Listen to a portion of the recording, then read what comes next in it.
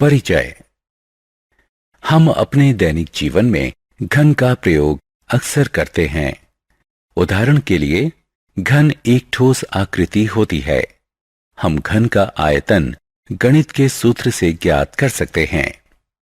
यह हमारे दिन प्रतिदिन के जीवन में सामान्यतः प्रयोग किया जाता है। उदाहरण के लिए, मान लीजिए कि आपके पास एक घनाकार डिब्बा है जिसमें थोड़ी मात्रा में तेल है। बॉक्स में कितना तेल है? आप घन के आयतन का प्रयोग करके आप तेल की मात्रा जान सकते हैं। उद्देश्य।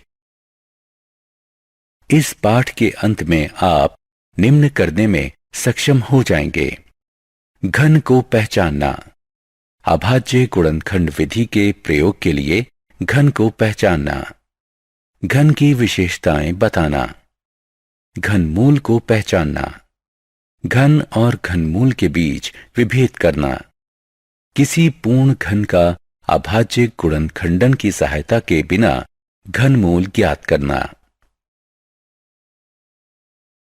पूर्ण घन। किसी संख्या का घन तब प्राप्त होता है जब उस संख्या की घात 3 कर दी जाती है। घन का आयतन बराबर है s घन के।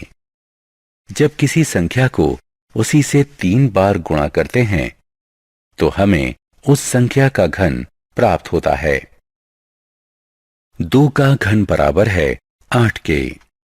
5 का घन बराबर है 125 के। 8 और 27 प्राकृतिक संख्याएं हैं जो क्रमशः प्राकृतिक संख्याओं 2 और 3 का घन है। ऐसी संख्याओं को घन संख्याएं कहते हैं। उदाहरण: पूर्ण घन बनाने के लिए 500 को किस सबसे छोटी संख्या से गुणा करना होगा? हल: हमने देखा है कि 500 बराबर है 2 घन गुणा 5 घन के। अतः गुणनखंडन को 3-3 के समूह में बनाने के लिए हमें 500 को 2 से गुणा करना चाहिए।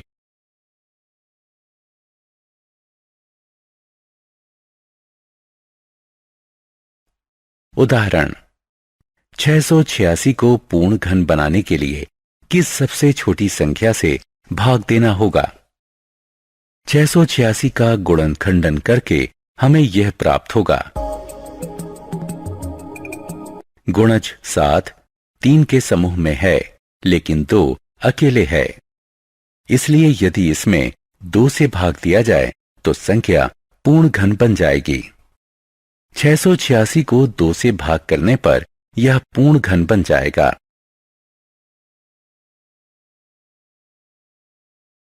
संख्याओं के घन की विशेषताएं। सम संख्या और विषम संख्या का घन। यदि किसी सम संख्या को स्वयं से 3 बार गुणा किया जाए तो परिणाम एक सम संख्या ही होगा। उदाहरण स्वरूप, यदि एक विषम संख्या को स्वयं से 3 बार गुणा किया जाए तो परिणाम एक विषम संख्या होगा। उदाहरण स्वरूप, किसी प्राकृतिक सम संख्या का घन एक सम संख्या होता है। किसी प्राकृतिक विषम संख्या का घन एक विषम संख्या होता है।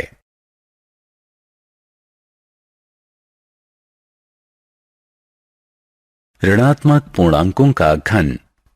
नीचे दिए गए गुणन को देखिए। हम इस निष्कर्ष पर पहुंचते हैं कि ऋणात्मक पूर्णांक का घन ऋणात्मक पूर्णांक ही होता है। किसी परिमेय संख्या a/b का घन निम्न प्रकार से है: घनमूल। यदि 2 का घन 8 है तो 2 को 8 का घनमूल कहा जाता है। हम घनमूल को इस चिन्ह से प्रदर्शित करते हैं। घनमूल। किसी दी गई संख्या का घनमूल वो संख्या होती है जिसका घन दी गई संख्या के बराबर है।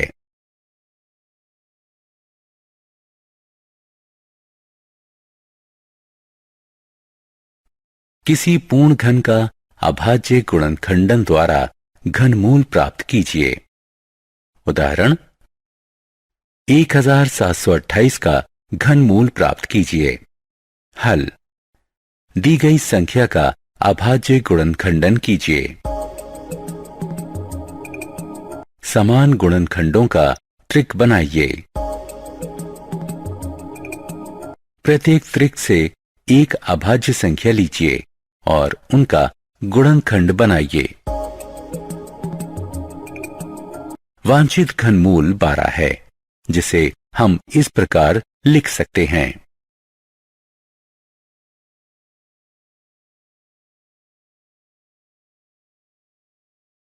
ऋणात्मक संख्या का घनमूल। हमने देखा है कि ऋणात्मक पूर्णांक का घन भी ऋणात्मक पूर्णांक ही होता है। उदाहरण स्वरूप सामान्यतः यदि एक धनात्मक पूर्णांक है, अतः एक ऋणात्मक पूर्णांक का घनमूल प्राप्त करने के लिए इसके पूर्णांक का घनमूल ज्ञात कीजिए और उसके पहले ऋण का चिन्ह लगा दीजिए। उदाहरण स्वरूप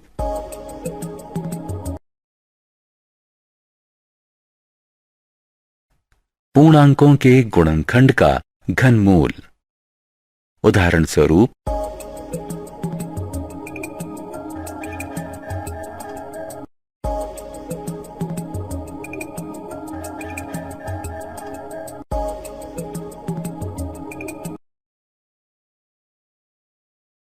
परिमेय संख्याओं का घनमूल हम पहले ही देख चुके हैं।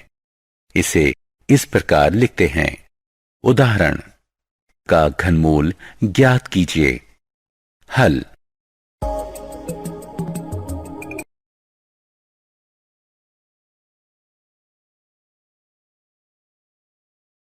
सारांश।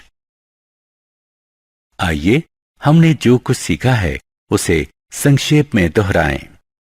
किसी संख्या का घन उस संख्या की घात 3 होती है। घन संख्या या पूर्ण घन एक प्राकृतिक संख्या होती है जो किसी प्राकृतिक संख्या का घन होता है। एक पूर्ण घन समान गुणनखंडों के त्रिक के रूप में व्यक्त किया जा सकता है। सम प्राकृतिक संख्याओं का घन सम और विषम प्राकृतिक संख्याओं का घन विषम प्राकृतिक संख्या होता है। ऋणात्मक पूर्णांक का घन ऋणात्मक पूर्णांक होता है। किसी परिमेय संख्या का घन इस प्रकार होता है।